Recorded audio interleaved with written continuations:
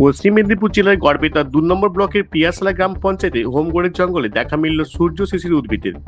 এলাকায় উপস্থিত হলেন পরিবেশবিদ থেকে শুরু করে বিভিন্ন কৌতূহলীরা। মেদিনীপুর জুড়ে সূর্য শিশির নিয়ে জোর আলোচনা। পশ্চিমবঙ্গের কিছু অঞ্চলে বিরল মাংসাশী উদ্ভিদ সূর্য শিশির হঠাৎ করে আবিষ্কৃত হওয়ায় বিস্ময় সৃষ্টি হয়েছে। এই উদ্ভিদটি পতঙ্গভুক এবং এর পাতাগুলো আঠালো, যা পোকামাকড় ধরতে সাহায্য করে।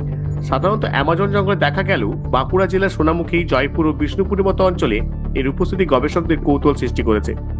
মেদিনীপুরের জঙ্গলে সূর্য শিশির পাওয়া যাওয়া নিয়ে স্থানীয় উদ্ভিদ জগতে আলোচনাও তুঙ্গে।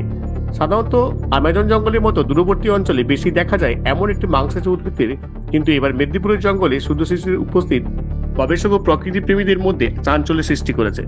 দেখতে থাকুন বিপ্লবী সংবাদ দর্পণ ডিজিটাল মিডিয়া পেজ।